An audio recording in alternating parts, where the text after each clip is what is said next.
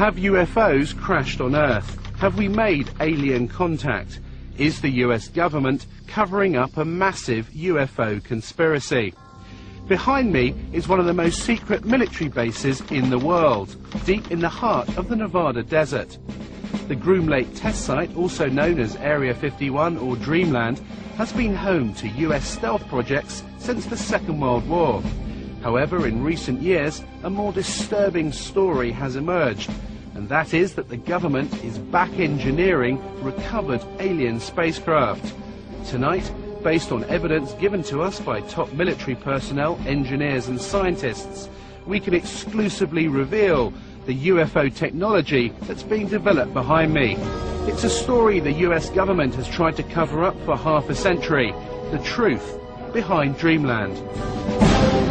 I am convinced, based on my research and the individuals whom I've had contact in the U.S. intelligence community, that the U.S. government does indeed have craft that meet the description of many of the UFO reports. The whole aim of the project was to take these craft, or the one in particular that I was working on, and try and duplicate its systems and subsystems with earthly materials. I'm convinced beyond doubt that we have recovered aircraft, alien vehicles, that we have made contact with aliens, that we are communicating with them in some way or form, and that we have vehicles and bodies in preservation. I was at that moment standing on the deck of the radar van. It was nighttime, and I was looking up in the sky because there were saucers up there. Were there any alien bodies recovered? No bodies. There were 4 live, feeling good guys. 4 live extraterrestrials? 4 live, feeling good extraterrestrial type individuals, yes. They are here, whoever they are, wherever they came from, whatever they're doing. Other intelligences are messing around on our planet.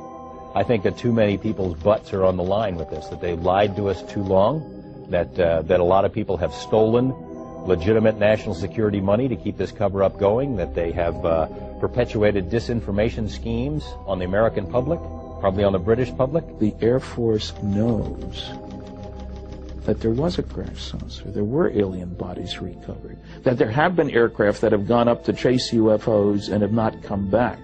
They know that we're dealing with the biggest story of the millennium. Set on a remote dry lake bed 80 miles outside Las Vegas, Area 51 is just one part of the massive Nellis Air Force Base, which is roughly the same size as Switzerland. It was commissioned by President Truman in the 1950s as a top-secret location to develop and test America's new generation of post-war aircraft. In the technology fever of the 1950s, the base soon became home to the most exotic flying craft of its day. More recently, it is where the F-117 stealth aircraft was developed and test flown.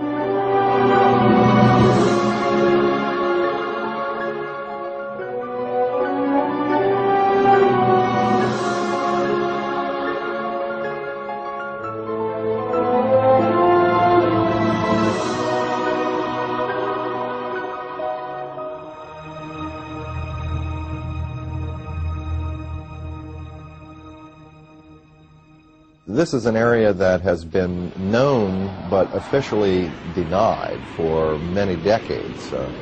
We go back quite a ways into the 40s and 50s with the development of the U-2 spy plane, the SR-71. All of our super secret aircraft have been developed and test flown out in this particular area. The A-12 from its inception through its retirement was operated out of only 2 locations. Area 51 at Groom Lake was its original home. The first aircraft was delivered there in January of '62, and the last airplane left on June 21st, 1968. The US Air Force denies that Area 51 exists, despite footage of the base and Russian satellite photos that we have obtained, which clearly show hangars and a huge runway stretching across the lake bed. In the face of constant denials of its existence, the base has expanded since the 50s, with several passenger jets now landing every day, carrying hundreds of workers to the base. With this level of personnel, the few buildings that can be observed above the ground are merely the cover for a large underground facility.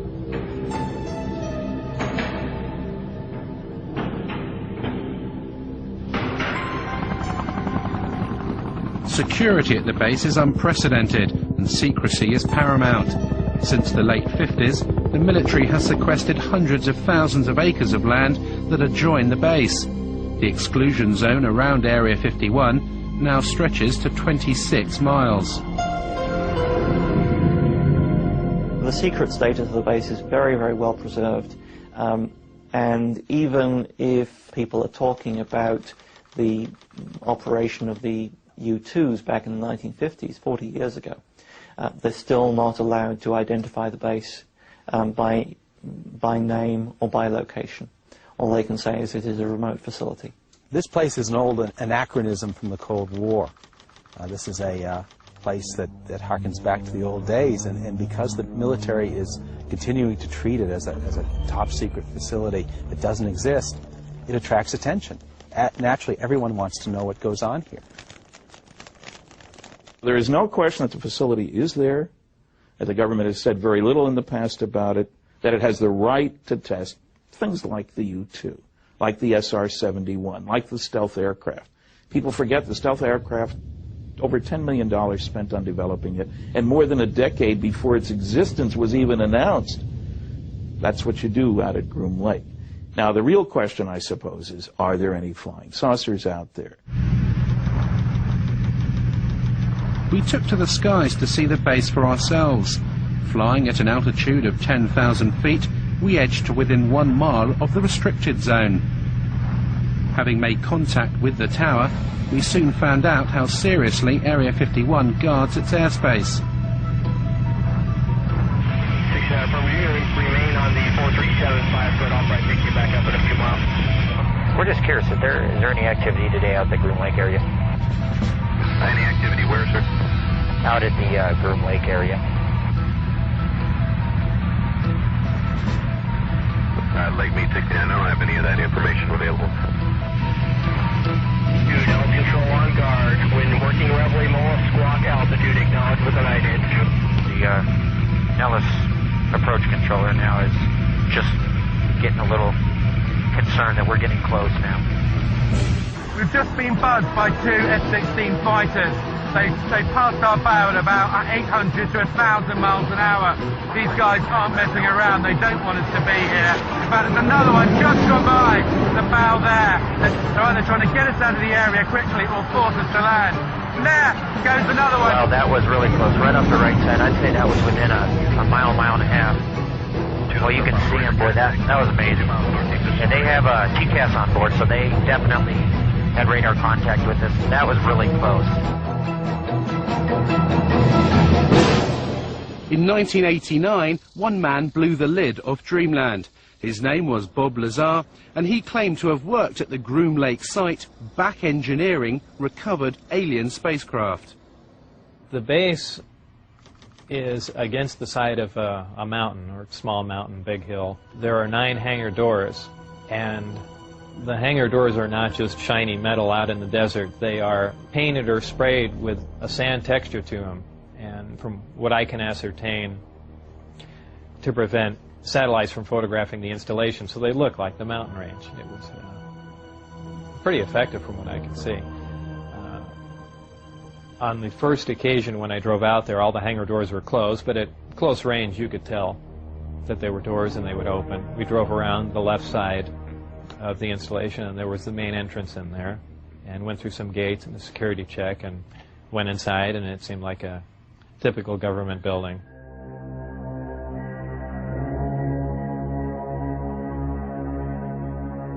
The work that I did basically entailed back engineering the power and propulsion system, and I opted to start with the power, the reactor that ran the craft. With the clearance that I had, that was known as Majestic clearance, there were only 22 people at S4 with that clearance to work on the craft. The location he worked on at Area 51 was called S4 and was housed on Papoose Dry Lake Bed, a short drive from Groom Lake. When I was brought in by bus, normally we had gone around to the left side of the installation and entered the door there, and for the first time one of the hangar doors, the one on the end, was open. The bus drove up and we stopped there, and clear as day in the hangar, taking up almost all the hangar, was the disc. Looked like something right out of a science fiction movie, and we stopped, got out, and for the first time I was led in through that door. And as I walked in there, I thought, well, this is the new advanced aircraft we've been working on, and this is why people keep seeing flying saucers, because it's ours and we've just been testing it probably for all these years. And when I walked alongside it, I ran my hand on it. I say it's metal because it was cold, so I just assume it was some sort of metal. And in fact, by the hatch that was taken off, there was an opening there, and it had a little backwards American flag stuck on it. So I was positive it was something we had manufactured. I was allowed in the craft on one occasion to see the placement of these systems in case it was important to their operation. So I was, of course, escorted in the craft, and it was obviously made to be piloted by something smaller than the average human being, very cramped in there. There was a sub-level where a little collapsing floor member opened, and I could stick my head and upper torso down underneath with a flashlight to see how the gravity amplifier is hung upside down. Looked around the placement of the 3 seats, about 1/3 to 1/4 the size of a normal human seat.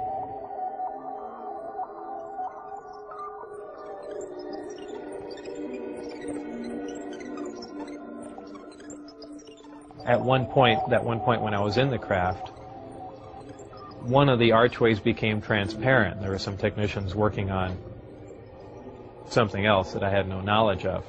So, and also something began to scroll up on the screen. So it might have been possible that the skin of the craft, whether under, electrical influence or something else, could at times become either transparent to look outside, or be used as some sort of video screen. That was pretty amazing. When I went outside and looked at it, it looked as if it was just a plain piece of metal again.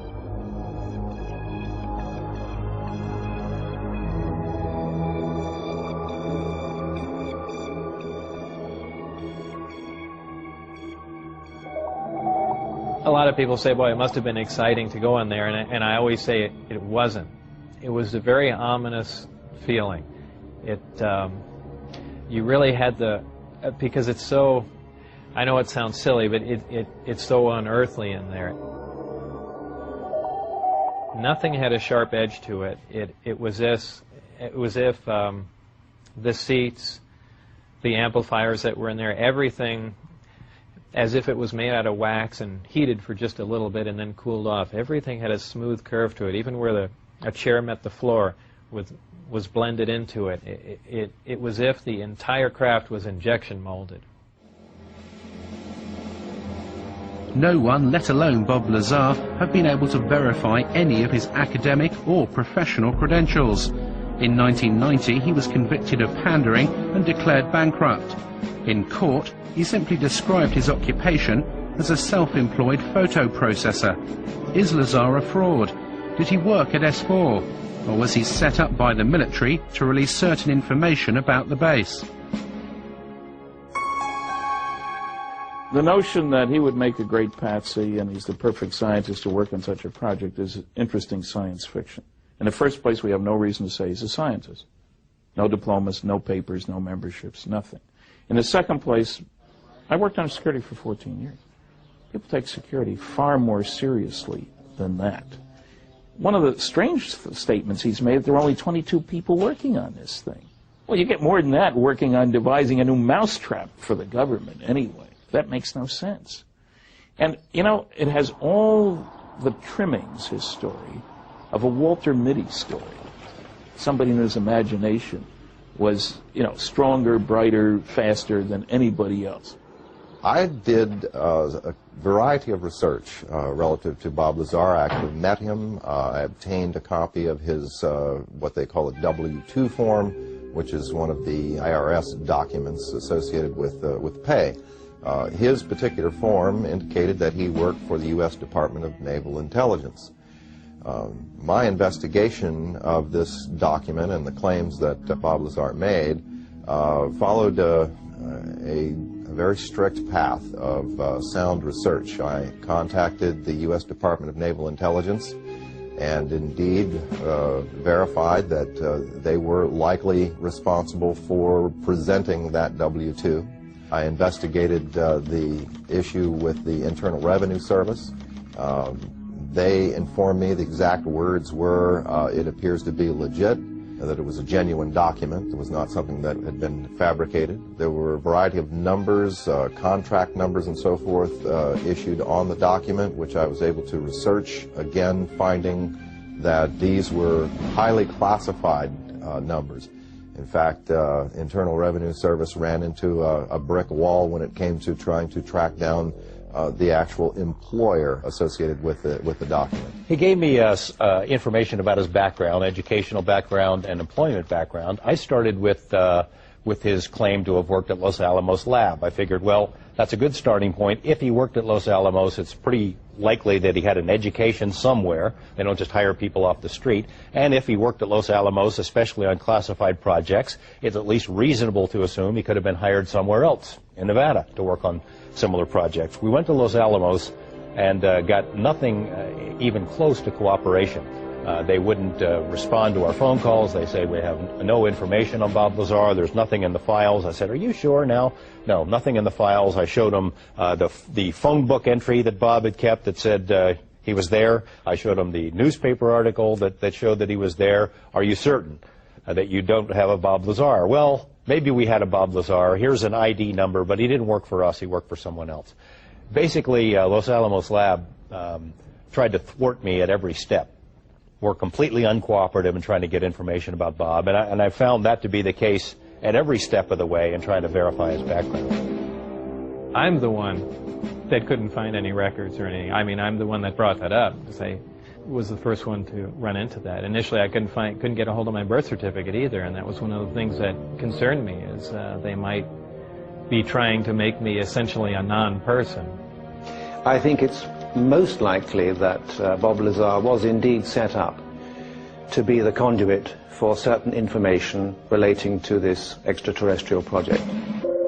On one occasion in the desert, Bob Lazar saw a flying disc being tested. I was brought into the hangar for one of the short duration tests, and the craft was already outside on the lake bed, and lifted off silently and was drifted around for a bit and set back down, and that was pretty much of a marvelous sight. It's a huge thing. It's like seeing a house lift off the ground quietly. It's just, you can't imagine the energy involved to do that and not to make any noise at all. There was some audio communication with the craft, and so I can only assume that there were humans on board, and somehow they had managed to squeeze themselves into those little seats or put something in there to sit on, and obviously they knew how to operate whatever controls there was, or fabricate their own, or retrofit it with something. The Apollo space missions of the 1960s stirred America into space fever. But as the country's finest astronauts hurtled skywards in conventional rockets, did the President know of the existence of sources and propulsion systems that were literally out of this world?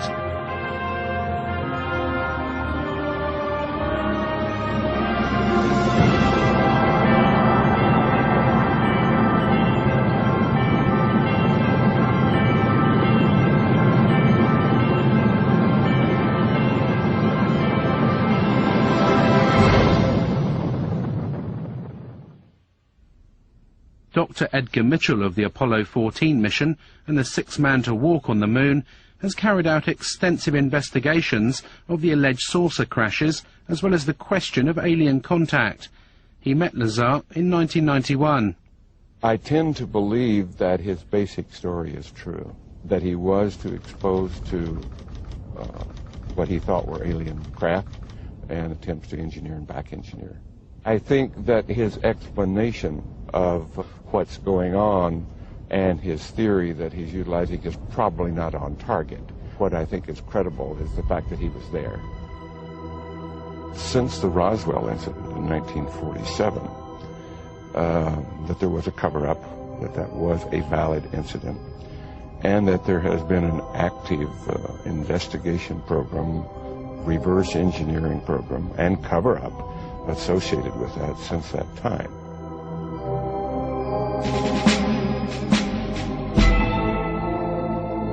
After working at S4 for several months and in clear violation of his top-secret clearance, Bob Lazar decided to tell his closest friend, Gene Huff, about his work at the base.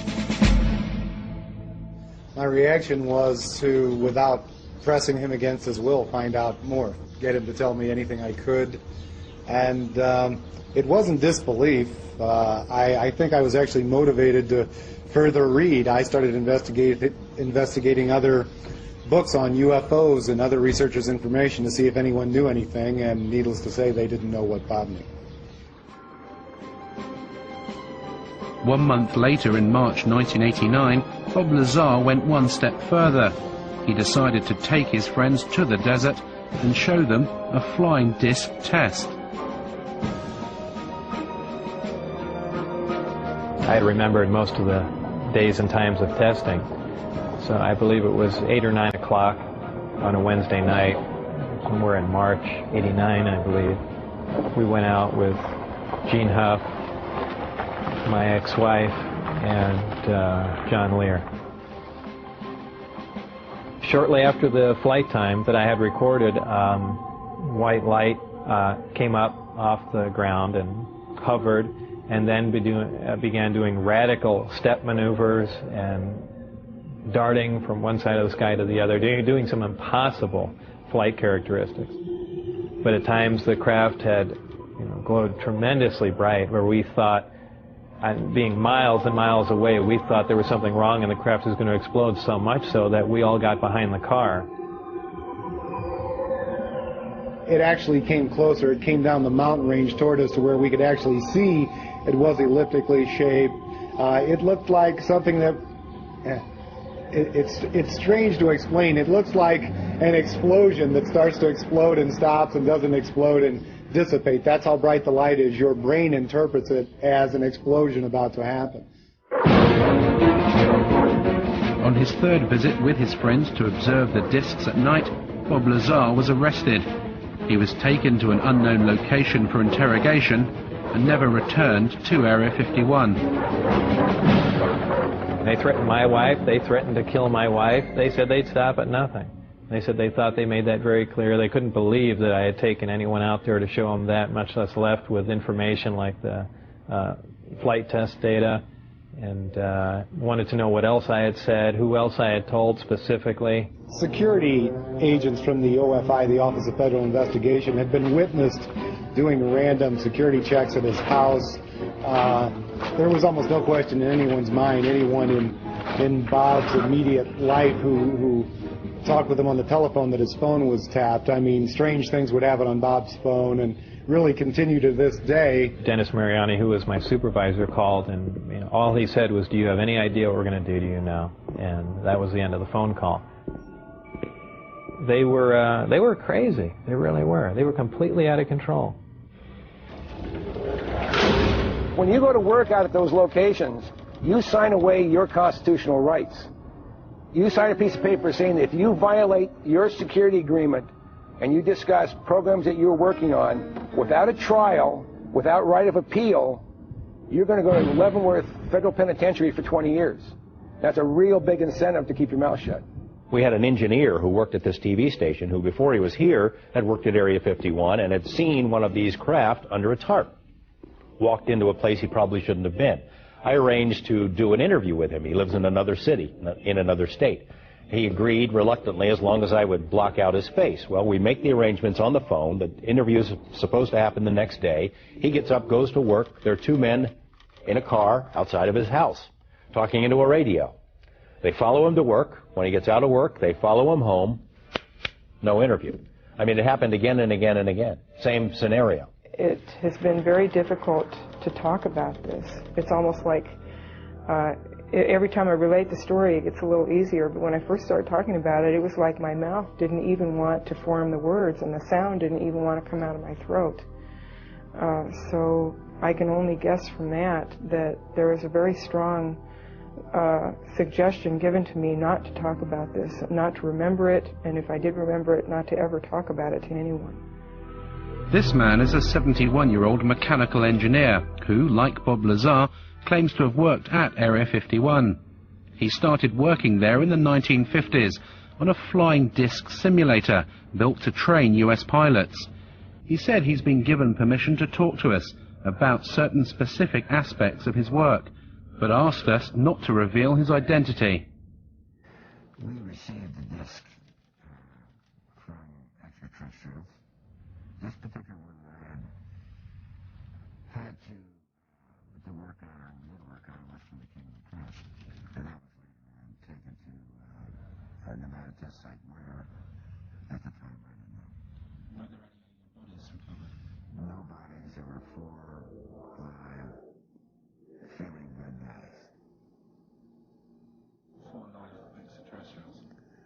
4 live, feeling good extraterrestrial type individuals, yes. And where were those 4 extraterrestrials taken? Initially they were taken in Mexico. And then several months later they were taken to the Nevada site. One of the things I worked on was a flying disc simulator to train pilots to fly this strange looking craft designed for humans to fly, not for any extraterrestrials to fly. His most fantastical claim was that he worked at Area 51 with an alien codenamed J-Rod for 16 years on this simulator project. J-Rod is a gray alien, about 5'4". His role was only as a translator, scientific translator. That was all. If we wanted to put something in the place of what they had, he had to agree with it. I would have a question, and I would bring it up in my mind, just how I wanted to present it with him, and he'd already know that I had this question, and he would already have the answer for me. And if he responded, it would be in my voice. And you wouldn't even open your lips. It is possible that he and a few thousand others are working on a project, either here or elsewhere. Is this a few thousand other greys? A few thousand other greys like himself. The nearest town to Area 51 is Rachel, population 150, and home to the most famous bar and grill in Nevada, the Little Alien.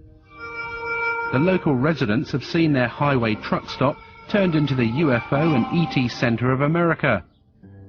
Tourists flock to Rachel to scan the skies in the hope of having a sighting. For all the hype, the sightings of bizarre lights in the sky do continue. Local resident Chuck Clark has had many unexplainable sightings. The most remarkable sighting that I've had in the last 3 years took place 2 years ago, February of '93. I watched a glowing object ascend vertically from the area south of Area 51, where S4 would be located, hang motionless in the air for about 10 minutes and then slowly start to descend.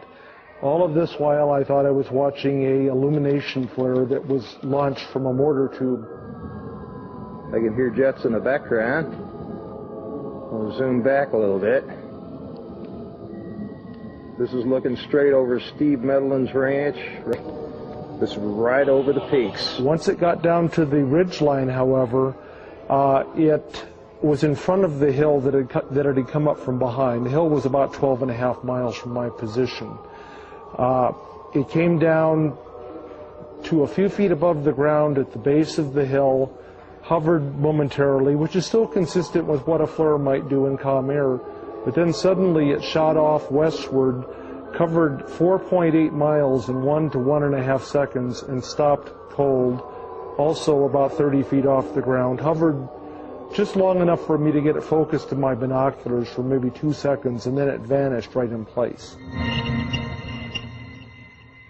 We've seen video of craft that were luminous, that would move across the sky as if it was skipping a stone across water, or sort of a sewing machine effect. What we see across the screen are a series of lights, of dashes of light, as the object moves from point A to point B. And a rather strange warping occurs that's very difficult to unravel until you go frame by frame and you begin to see what is actually occurring. Therefore, we are seeing what you might call a shadow effect of the propulsion mechanism at work.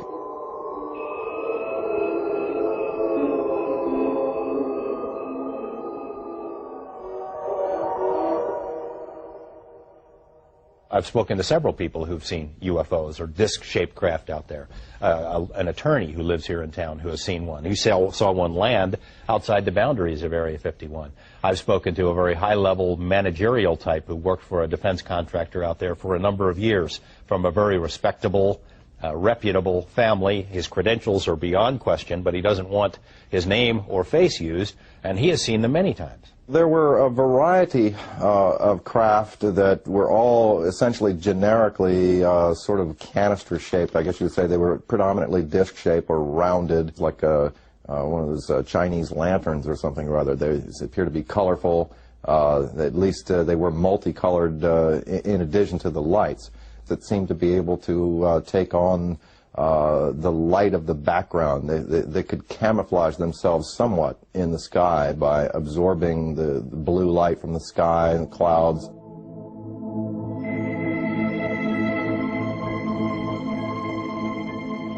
What are these lights in the sky, and are they indeed flying saucers?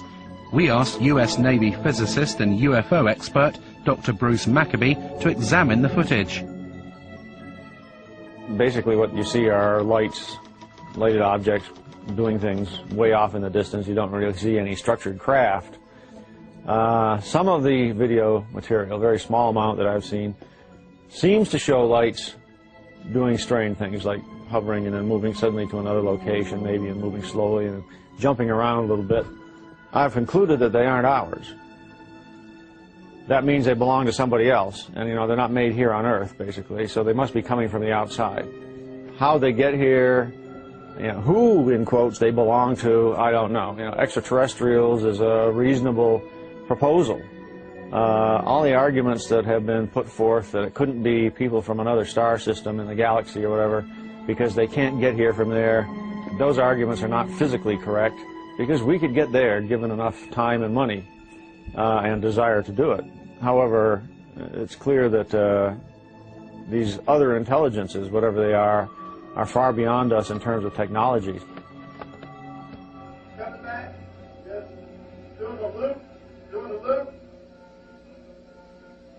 Now what I'm going to show you is a computer-enhanced version of what you just saw, and we're just going to look at the one portion where the UFO was appearing in the left-hand corner, going to the right, and then coming back again. That's all we're going to see. We're going to see it repeated over and over again. This part of the frame has been chopped out of the full frame. So I'll just let it run, and it goes back and forth, repeating. And if we stop it, and here's the shadow, and here's the UFO. So basically we have a triangle with one side and two angles that we know. The net result is I can calculate the UFO position in three-dimensional space. Right. Turns out to be about 7,000 feet away from the camera. So having analysed it, what we seem to have here, Bruce, is a genuine UFO. Yes, there is an object out there 7,000 feet away. It wasn't one of ours. It's about 30 feet in size. A genuine UFO.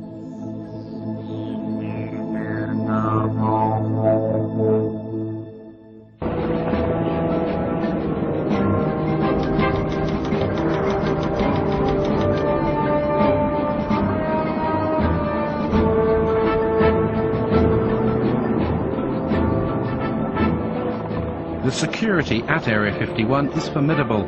The entire perimeter is surrounded by motion detectors and cameras. Armed guards patrol in jeeps, and helicopter gunships are deployed to warn off anyone who challenges the borders. We headed out deep into the desert over 80 miles outside Las Vegas. Traveling down the recently renamed extraterrestrial highway, we'd come to see America's most secret base for ourselves. The only approach to the base is a dusty 10-mile track called Groom Lake Road. Anyone approaching the border can clearly be seen for miles, and as we've been warned, our every move was being monitored by the security patrols and cameras on the hilltops.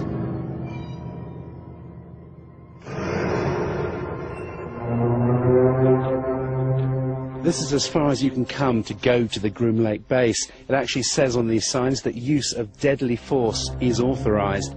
There are security patrols all over these hills. They've been watching us for the best part of the last hour. There are motion sensors, security cameras, and if I did walk over this line, I'd be immediately arrested, taken to the guardhouse, and interrogated for anything up to a week. As soon as you step over the line, past this sign, you lose all rights.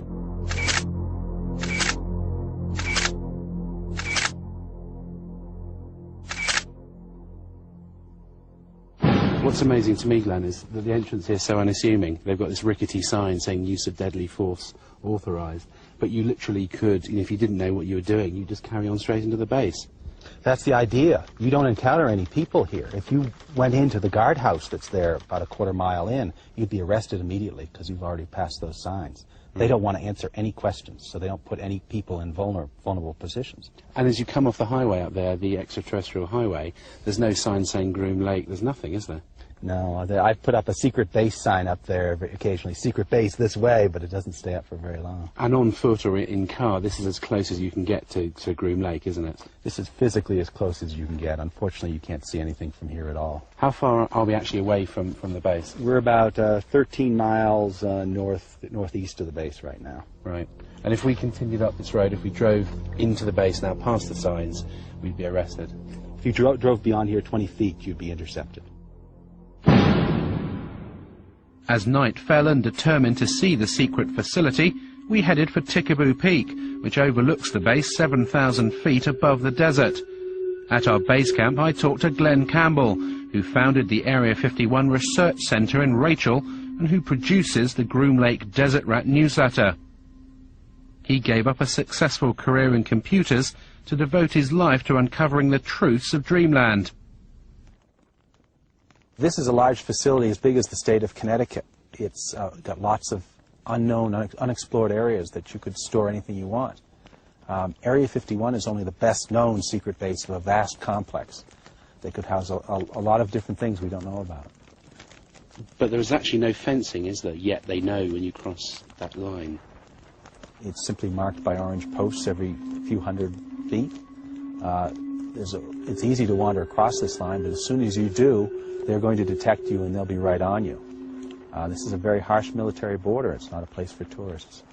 Military has never said there are no UFOs. It's never directly denied any of the Area 51 stories. It would have been so simple when these claims came out, these Papoose Lake claims, for the military to simply say, look, we have nothing there. They could take a few reporters to this area and show them, nothing there. The military hasn't done it. The military has stonewalled. It has remained silent. And that's the most damning thing that they can do. At 3 a.m. we started our final ascent of Tikaboo. We needed to reach the summit before daybreak in order to see the base lit up for its nighttime test flights. Even at night, the roar of the jet shattered the silence of the desert.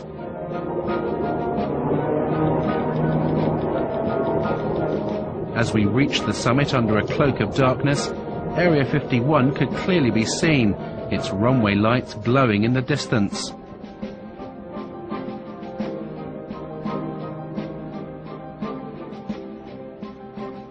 After trekking for several hours, we finally set up camp here, some 7,000 feet up. And since the crack of dawn, we've been watching non-existent flights, ferrying non-existent personnel to this non-existent base. Tikaboo Peak is the last safe vantage point where you can clearly see Dreamland. But how long before this too is claimed by the military?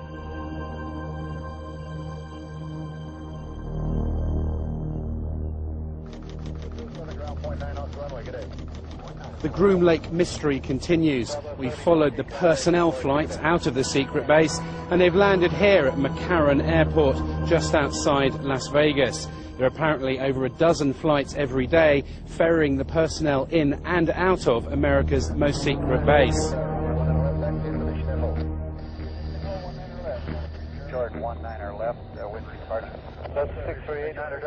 I was called at a random time. The operator would say, "Mr. Lazar, it's now 4:15 a.m. We expect you to be at McCarran Airport at 4:45. Your plane will be leaving at such and such time." I'd drive there, check in, board the plane, and the plane would fly out to Groom Lake.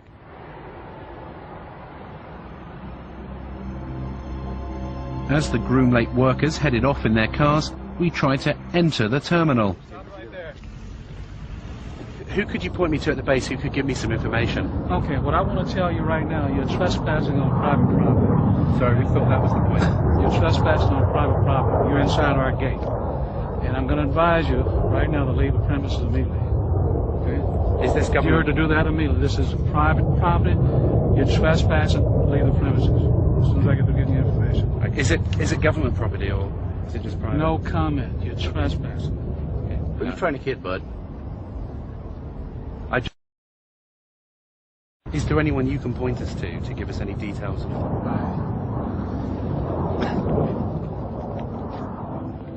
As we were ejected from the airport, yet another Janet flight left for Groom Lake. Reporting 737, wind calm, runway 1 on the left, clear takeoff. Let's take that 19 left, early left turn. Roger, early left turn to 150, fuel seal south sunset.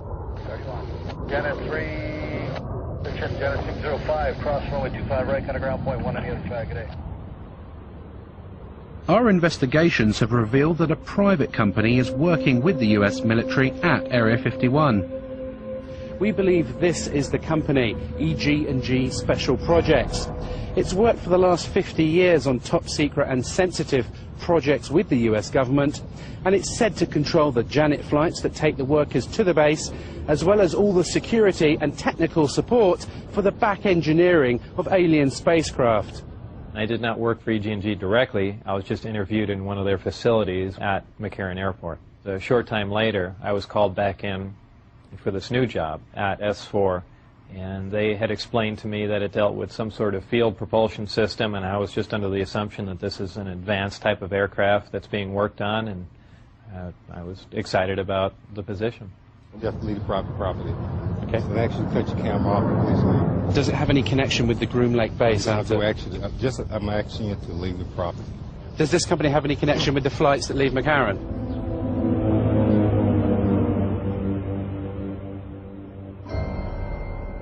EG&G has been the central civilian contractor for Groom Lake basically since the beginning. They're the people who military folks come and go, other contractors come and go. EG&G has had the contract since the very beginning. So if anyone were to know what's going on out there, it'd be EG&G. They're not talking. We phoned EG&G to clarify what their role is at the base, but they would only confirm that the company is working on several classified Department of Defense contracts at various remote locations in Nevada. They would not comment on the exact nature of the work, but did state that it was connected with EMP, electromagnetic propulsion.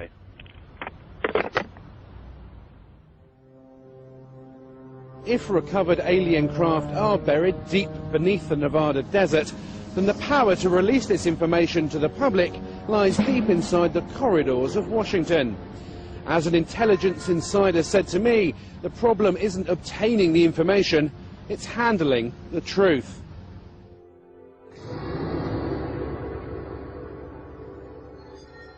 Are these alien craft above Groom Lake, or are they man-made? Have the US military developed the technology to build flying discs? There's a great deal of legitimacy to this UFO phenomenon, to the issue of alien intelligence.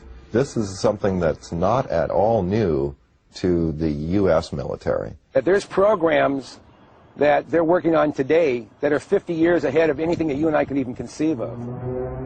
The black project teams are operating without oversight from official committees, from Congress, if you will. I find that exceedingly distressing, frightening, the ultimate big brother scenario. Everything is being run by the ETs. They're so far beyond us in terms of technology that I don't think we would have a chance. I don't think we've yet scratched the surface on what's happening out there with regard to flying saucers. There are a variety of activities, some of which are classified throughout what is often called the Air Force's Nellis Range Complex. The range is used for the testing of technologies and systems and training for operations critical to the effectiveness of U.S. military forces and the security of the United States.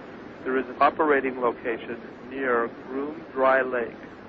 Some specific activities and operations conducted on the Nellis Range, both past and present, remain classified and cannot be discussed.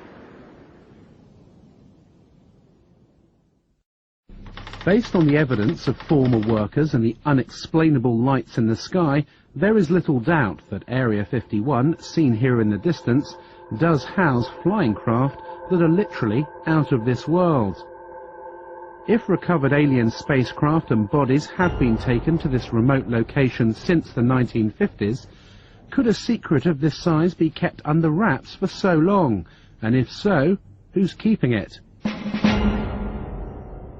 We're dealing with a cosmic Watergate. That means that some few people within the governments of the United States, Canada, Britain, and undoubtedly other countries have known since July 1947, when at least 2 crashed flying saucers and several alien bodies were recovered in New Mexico, that indeed some UFOs are extraterrestrial spacecraft. Since Project Blue Book closed down in 1969, there was no official interest in this subject. That seemed, to say the least, a trifle strange when documents that have come out under the Freedom of Information Act in America show the contrary, show that organizations like the CIA and the NSA are actually very heavily involved in UFO research. There's a relatively small number of people within the intelligence, military intelligence and scientific and technical intelligence community who are aware of what's going on, and an even smaller group who are actually organizing top secret research into this phenomenon.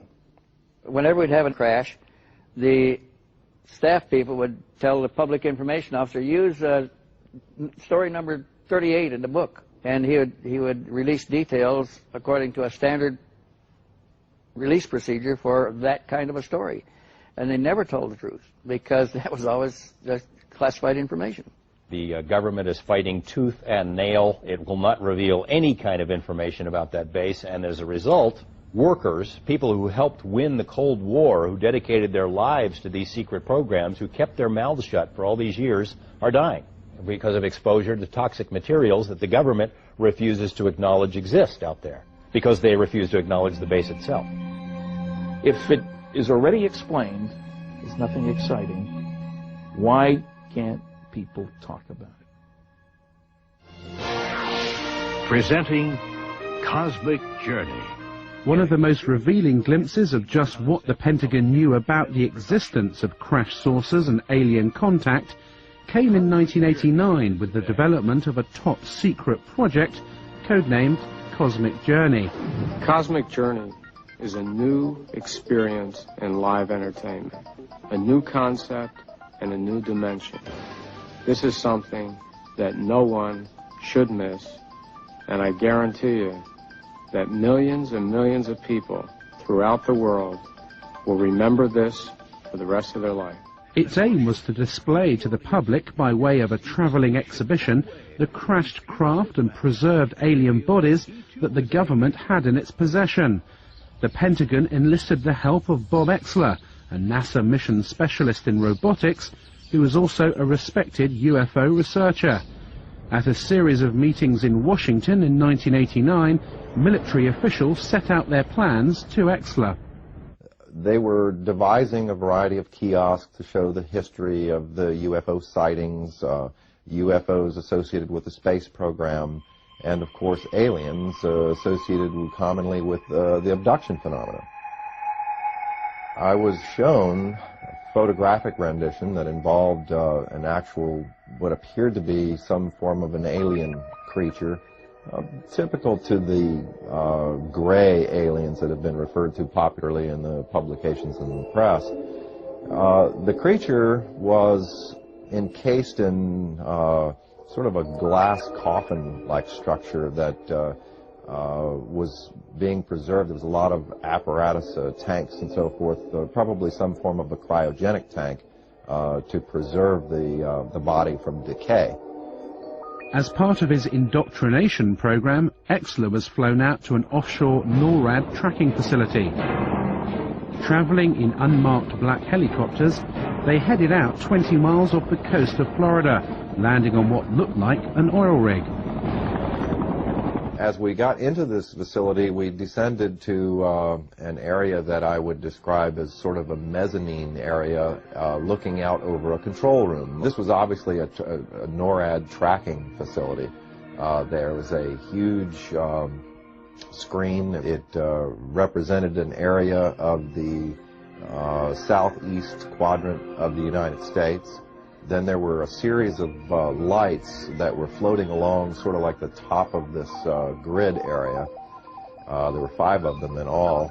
Were labeled, by the way, on the screen as ASCs, and I heard someone make reference to alternative spacecraft.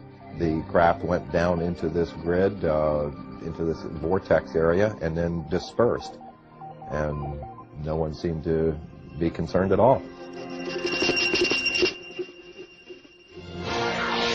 Presenting Cosmic Journey, an experiential entertainment concept of Kenneth Feld Productions. I've not since been contacted by anyone associated with the Cosmic Journey. There have been, since the publication of the book revealing the project itself, there have been a number of plausible denials by members associated with the project, and of course categorical denials on anything related to the more intrinsic alien issues. The only official UFO investigation that the United States will admit to was Project Blue Book. It was set up by President Truman in 1952 after a rash of UFO sightings over sensitive military areas. Was it a genuine attempt to investigate UFOs, or just a smokescreen to keep an increasingly anxious Congress and public at bay? The public was told everything's under control. Sign, grudge. Blue Book, that is the organization that's doing the UFO thing. We have access to the finest scientists. There was a whole bunch of malarkey that went along with that. It was set up as a public information office to answer the questions on the UFO phenomena for the public. And their case information, their files, were sent down from upstairs, from where my office was, where my desk was. Usually cases that could be explained away, and those were used as sample cases in dealing with the public. Anything classified above confidential stayed upstairs and even went higher and never came into the purview of Blue Book at all. I don't think it was a genuine investigation in that the really sensitive reports were filtered out by a more important group than Project Blue Book. We have obtained copies of Project Blue Book documents. There are literally hundreds of reports of UFO sightings and eyewitness accounts from both civilians and military personnel, many that were unexplainable. Project Blue Book is still some 40 years later the most important body of evidence admitted by the US authorities that we have made contact with extraterrestrials. The investigation was closed down suddenly in 1969. No reason was given. Blue Book was the cover organization. That's the one you heard about. That's the only one ever mentioned. And as recently as last year, an Air Force letter to a senator said Blue Book was it, and when we closed it, we got out of the business. In reality, all these other groups concerned with monitoring the skies were continuing to look at militarily important cases. A light in the sky means nothing. But if one goes buzzing down the runway at a Strategic Air Command base where nuclear weapons are stored, which has happened, and we've got some records on that, that's of concern. We can say that the recent sightings are in no way connected with any secret development by any agency of the United States.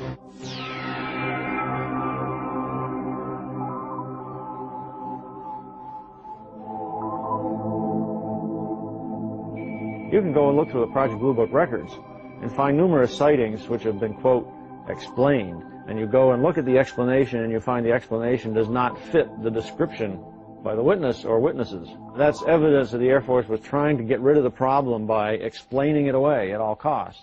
The evidence seems to suggest that the United States government is still investigating UFOs. The question is, who's in charge? Both the NSA, FBI and the CIA deny any responsibility. Because all information regarding extraterrestrials is handled as SCI, sensitive compartmentalized information, even the President of the United States in the White House behind me may not know the whole story. Who's in charge? Is it the President? Is it the Air Force? I'm convinced that we still have an analog with Majestic 12. A group of outstanding people, intelligence community primarily, and some technological people are running the show. Presidents come and go. The intelligence agencies go on forever. To the best of my knowledge, there is no official UFO investigation unit operated by the United States government. However, unofficially, the records show that the Defense Intelligence Agency, through its Defense Attaché system, has a remit to report on UFO incidents worldwide, and that's easily provable, despite the fact that the DIA maintains they have no interest at all in the subject.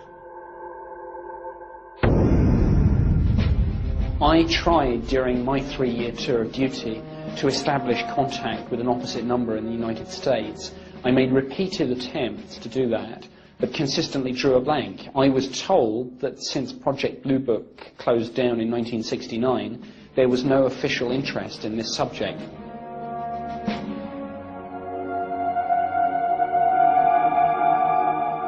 I didn't work for the U.S. government. I worked for a satellite government of this country. As far as the Senate concerned, I think there was only one left, and that was Bob Dole.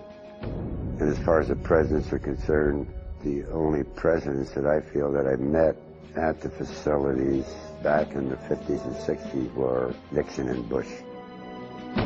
We contacted former President George Bush to ask him what he knew about the existence of recovered alien craft and the developments out at Area 51. We received a fax response. Unfortunately, we are not able to provide answers to the questions that you send. President Bush's policy of long-standing is not to comment on or engage in speculation about alleged classified programs of any kind.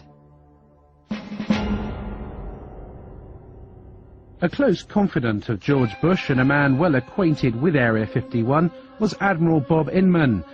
His credentials are impeccable. He was director of both Naval Intelligence and the National Security Agency, as well as deputy director of the Defense Intelligence Agency and the CIA.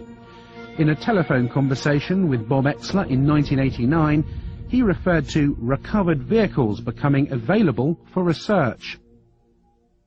Do you anticipate that any of the recovered vehicles would ever become available for technological research outside of the military circles? Again, I honestly don't know.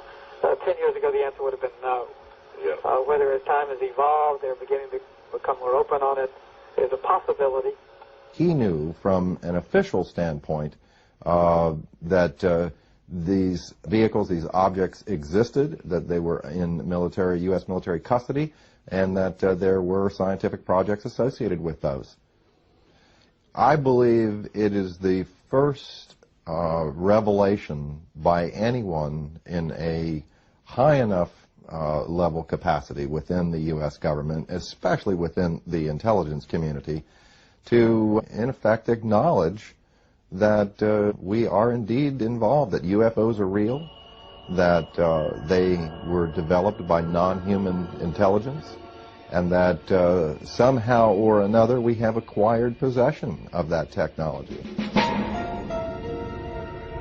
Inman does not say much. There is no reference, there's no mention of UFOs, spacecraft, anything like that.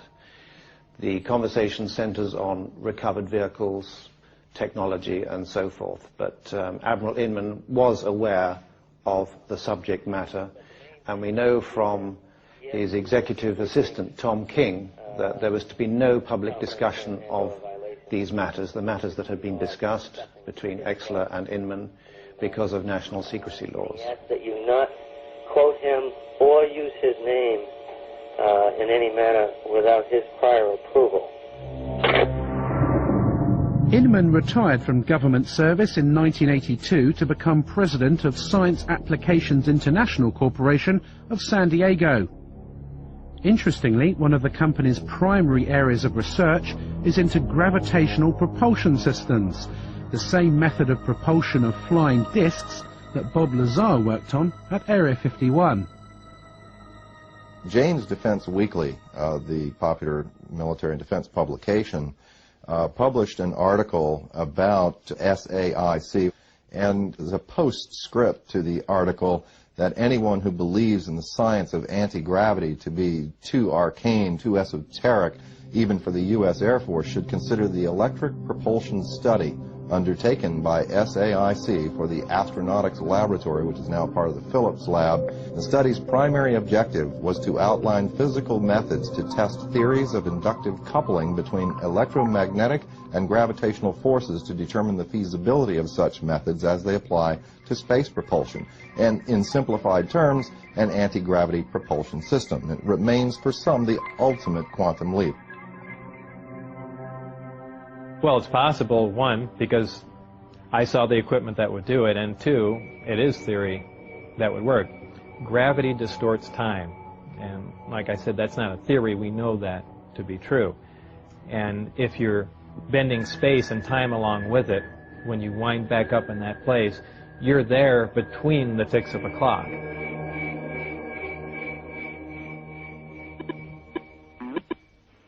We called Admiral Inman to find out what he knows about Area 51 and why his company is developing this gravity propulsion system. Let me get right to the point that you're after. Yep. I had occasion in several different jobs to ask the question, was there any credible evidence?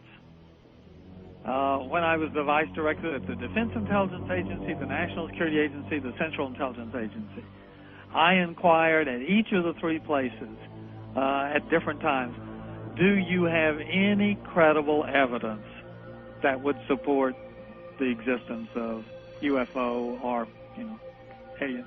Yeah. And the answer was always no. Janes wrote an article in which it mentioned Science Applications International, and it referred to some of the development it was working on as the ultimate quantum leap, exotic, shall we say, gravity propulsion systems. What exactly are those, and what are they used for flying craft? I'm pausing because I want to make sure I don't overstate the case. Right. We're on a little sensitive ground here. There have been, over the years, I thought some of the early allegations of activity out in Nevada 15 years ago could well have been reflection of the prototype testing of some of the stealth vehicles. Some are clearly scientific phenomena. Some of it, again, will be something as simple as weather balloons that break loose, that get lost and go drifting. But there probably is some of it that is directly related to testing of late 20th century, early 21st century military technology related partly to reconnaissance in some cases and others to, attack aircraft.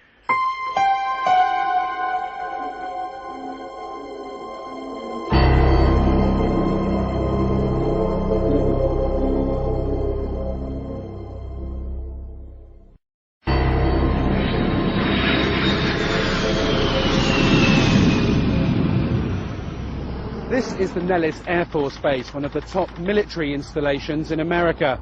It's split into 4 main areas. The Tonopah and Nevada test sites, where America's top-secret nuclear tests take place, as well as the Nellis bombing range, where the latest jets and bombers are put through their paces. It's also home to Area 51, so if there are flying saucers being tested over the desert, then the personnel at Nellis definitely know about it. We were contacted by a former radar operator at Nellis, who confirmed that she had witnessed a classified flying disc test out in the test range. She left the Air Force in 1985 and is too frightened to reveal her true identity. The flying disc test took place at night in the desert a few miles from the base. I was at that moment standing on the deck of the radar van. It was nighttime, and I was looking up in the sky because there were saucers up there.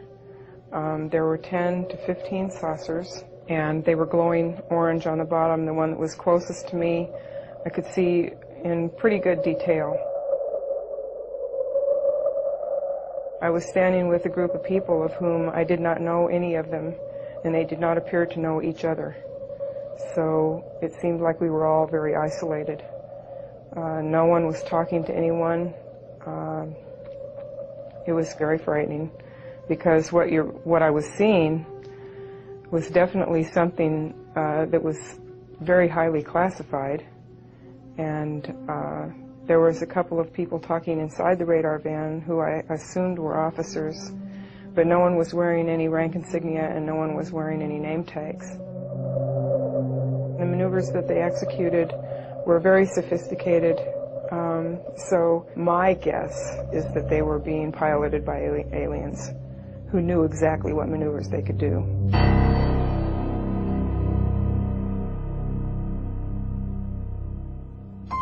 As part of the test, she was taken to what she believes was Area 51. We were taken to a medical facility that was very sophisticated. Someone came and took me into an examining room, and they had me lay down on a stainless steel table.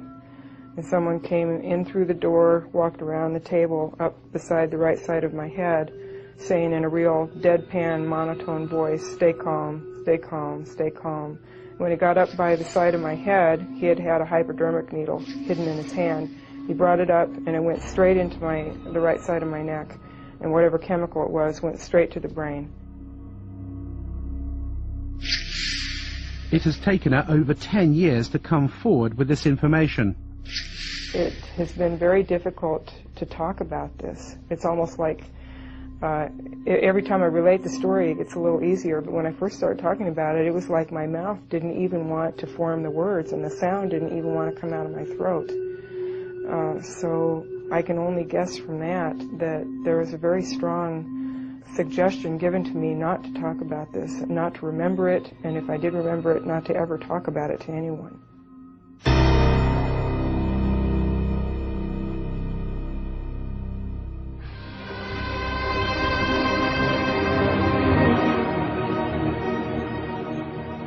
As recently as 10 years ago, this Lockheed A-12, which flew out of Groom Lake, was still one of the US Air Force's most top-secret military aircraft. If you'd seen it in the skies at night, you may be forgiven for thinking you'd just seen a UFO. So how many of the hundreds of thousands of UFO sightings every year are nothing more than military aircraft? And is the great secret of Groom Lake just a 21st century descendant of this airplane?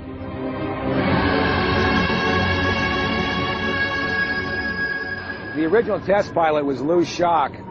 The first time he saw it, I mean, he rubbed his eyes, he turned around, walked back out of the production hangar at Lockheed and walked back in because he did not believe his eyes. You know, initially they were going to call it El Salvador instead of Cygnus. For the simple reason, in Spanish, that means the Savior or Jesus Christ.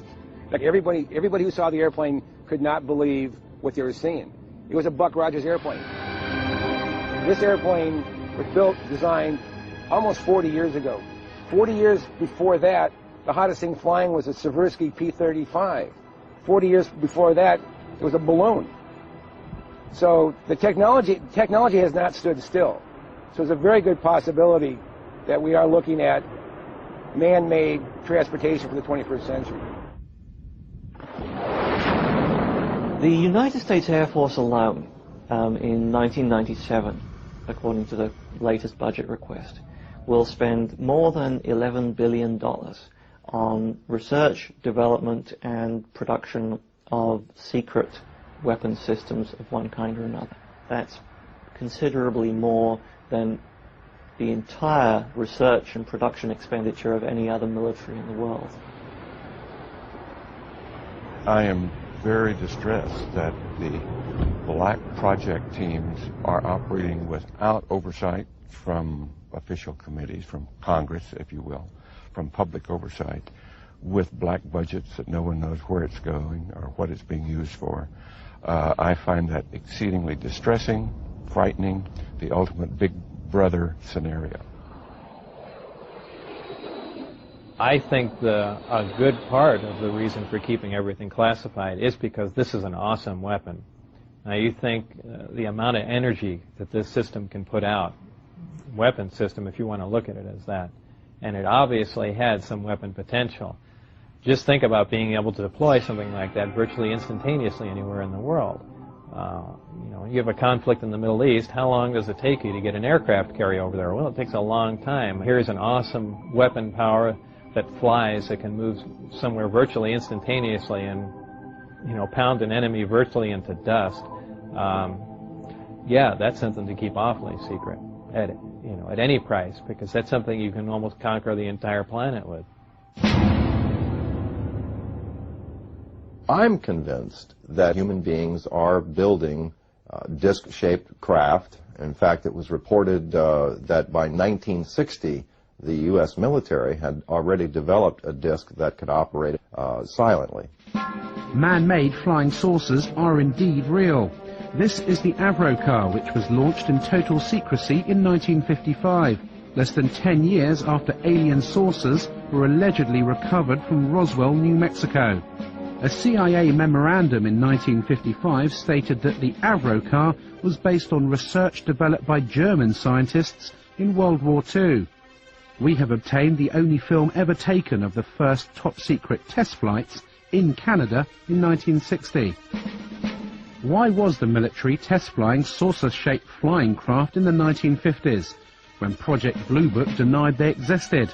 Was it a cover to hide the real alien saucers being tested out at Area 51? Like Project Blue Book, the Avrocar was scrapped suddenly in the late 60s after millions of dollars were spent. No reason was given. More recently, the Lockheed Skunk Works in Palmdale, California, unveiled Project Dark Star, an unmanned aerial reconnaissance vehicle. Seen in hangars or in the skies, it is a UFO. I think it's time that you get a look at the newest star in the world of airborne reconnaissance.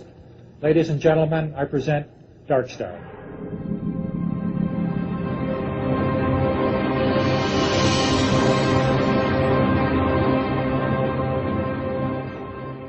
Dark Star is a very unusual looking aircraft. It has a saucer-shaped body and a pair of very long, slender wings attached to the back. Like many stealth aircraft, including the B-2, its appearance varies drastically according to what angle you see it from. If, for example, you see the aircraft kind of edgeways on, you might well think that this was something totally foreign, totally unlike any conventional aircraft, and certainly much more like what people have described as flying saucers. I think it's quite possible that some of the things that are being developed in the United States today are of such a revolutionary nature and still very secret that when they are seen from time to time, as things inevitably do get seen when they're tested, that they could be mistaken for what people think are UFOs.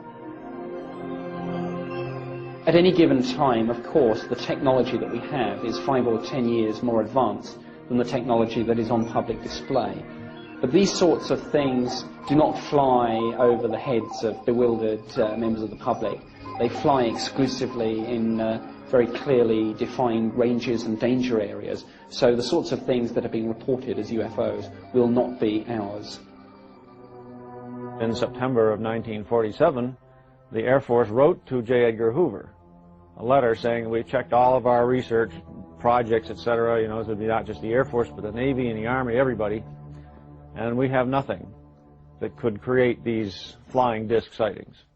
A big UFO convention came to an end in Las Vegas last night, and afterwards, naturally, some of the members went out in the desert to search for UFOs. A news crew went along, too, and sure enough, it wasn't long before a mysterious, unidentified object appeared. Not too surprising, somewhere up there, you see it, because this patch of desert is right near a military test site. This looked like no aircraft lights that any of these folks had ever seen. Was it a bird? Was it a plane? Was it the Aurora, the secret plane? We don't know. More to come, I'm sure, and the Air Force is not saying anything as usual.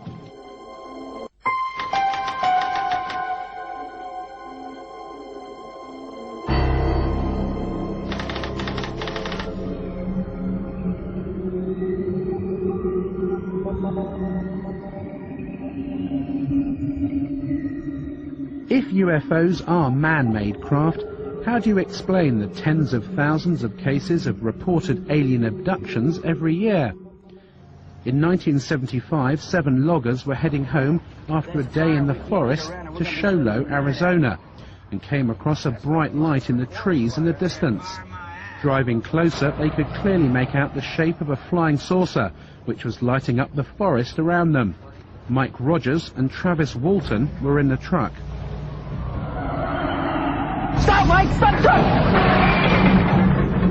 It had lighted spots on it and was basically metallic, had a metallic framework. My first feeling was that it looked rather beautiful. But at that time, it wasn't making any noise and it wasn't moving. It was just quietly perched there in the air. Fellas! Grab in! How you doing? Oh, my God!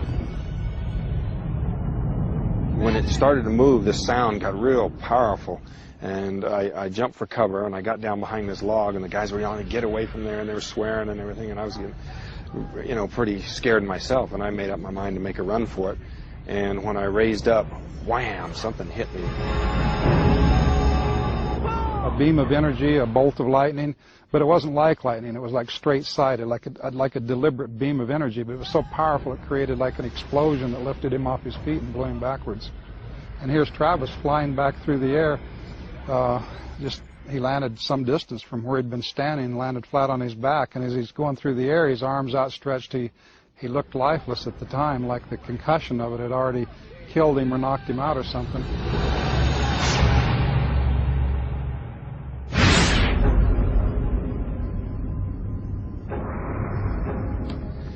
Well, I could hear the sounds of movement around me, and I had trouble focusing my eyes at first. I saw there was a light above me, and the ceiling was very close. I could feel I was laying on top of some hard raised surface.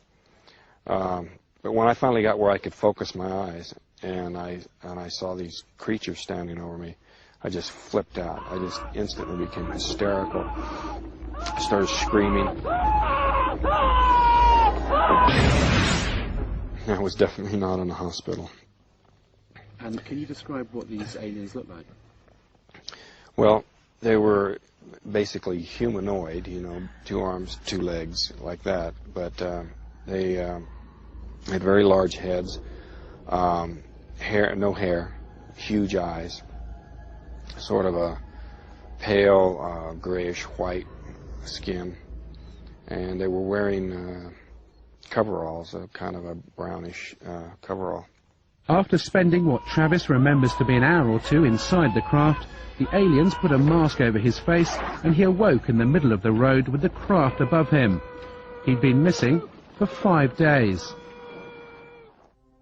What do you say to people who say, you know, these 7 loggers in the woods have just made this whole story up? I mean, you know, 7 people see the same thing. They stick by their stories for over 2 decades. You know, all of us have taken polygraph tests. Every theory the skeptics come up with is just absurd and easily proven so. Well, I spent a day with Travis and Mike Rogers. He passed the lie detector test. Their story is consistent. There were 5 other people there, after all, who saw part of these events unfold, and who also passed the lie detector test. His story is consistent. It's never changed. In a court of law, that would make the case. I found his story profoundly convincing.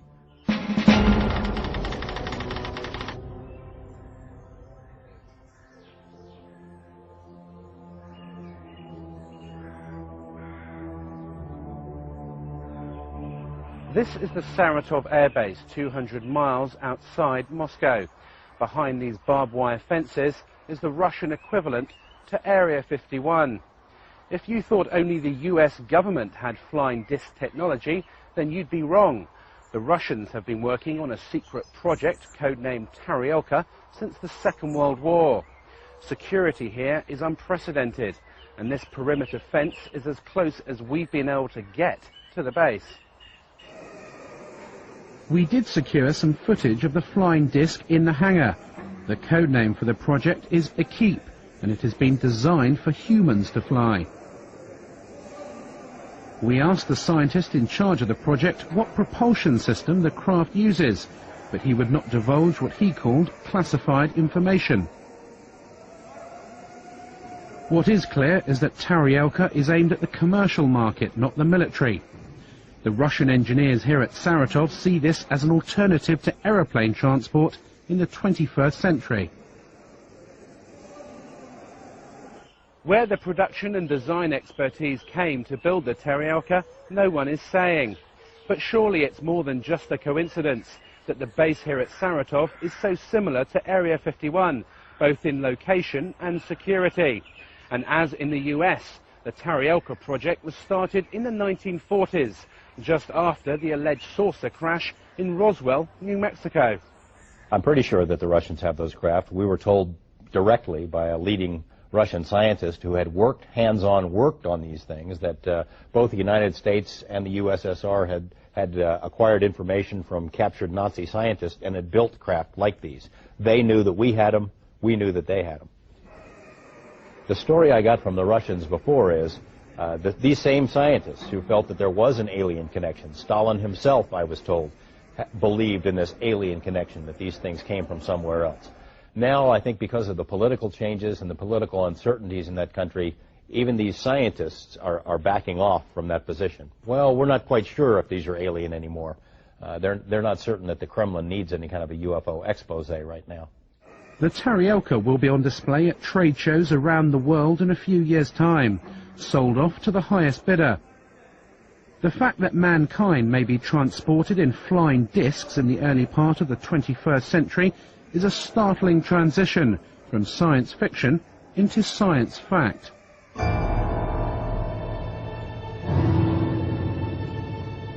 Have alien saucers crashed on Earth, and have we back-engineered these craft to develop our own 21st century flying discs? The answer, however improbable, is yes. Area 51 does exist, and we have eyewitness accounts from at least 2 former workers at the base who confirm the existence of alien spacecraft. The truth seems to be out there, but will they ever admit it? It's likely to be a very long time before we discover what is actually being done out at Groom Lake now. If you look at the intelligence community particularly, they seem to wait anything from 15 to 20 years or more after something has been retired before they acknowledge its existence. Therefore, if things are operational now, we may not see them for another 30, 40 years. What also happens at that point is that things remain secret for so long that the people who originally decided they should be classified are retired or quite possibly dead. And it becomes almost impossible to declassify a program at that point because nobody knows quite why the secret is being protected. The Air Force headquarters files up through 1955, 9,800 feet of material. That's 1,000 four-drawer filing cabinets. When I went to ask for stuff out of these files, only 10% of the boxes I was interested in had been classification reviewed. And in those boxes there were withdrawal sheets all over the place. So secrets can be kept. They are being kept. One way that they're being kept is the naivete of the people who think, if this was going on, I would know about it. The ego is a powerful weapon. They have to know that it has to come out, and it has to be part of their program that it will come out. We just don't know what the agenda, what the time frame is. I think it's very reasonable. Let's say if contact were made in the 1950s, I think it's very reasonable of the government to say, let's keep it secret for 40 or 50 or 60 years so we can study it, so we can reproduce the craft, so we can understand what it is we're dealing with and release it to the society slowly. Perhaps that's what they're doing now.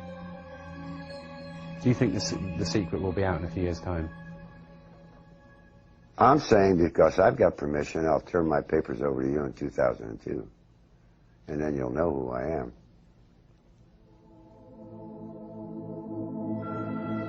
It's my impression that eventually there will be a weight of evidence so massive that society will admit that they are here, and at which point the government will have to admit that they've known a lot more than they've said all along. And this isn't just the U.S. government, this is virtually every government in the world. In 1979, the SETI program was set up to search the far reaches of space for intelligent life. It would seem that we now have an answer. The real reason for the cover-up is likely to be far more sinister than mere secret technology. We have to consider that the aliens themselves may be controlling the cover-up, especially if they don't really want us to know what they're doing here. Even if there is some communication between the government and them, everything is being run by the ETs. They're so far beyond us in terms of technology that I don't think we would have a chance.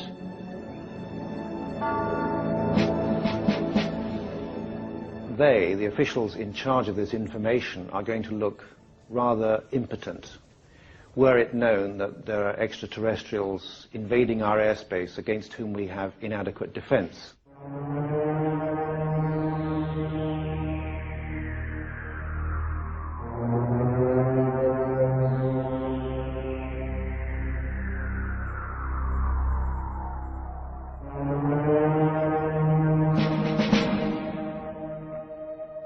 We have investigated Dreamland for over a year. Whilst we didn't see any flying discs or alien bodies, we did see lights in the sky which could not have been aeroplanes, military or otherwise.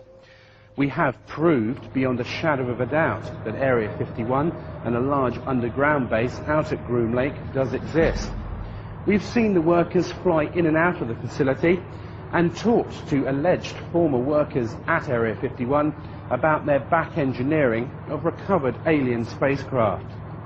We've seen actual footage of man-made flying discs, both American and Russian, and there are warehouses across America housing files like these, full of UFO reports and alien abductions. Is this body of evidence just a figment of someone's imagination? I think not. As we move closer to millennium, mankind will have to face up to the startling reality that we may not be alone, and that a select group of US government officials have known about this for some time. I occasionally think how quickly our differences worldwide would vanish if we were facing an alien threat from outside this world. And yet, I ask you, is not an alien force already among us?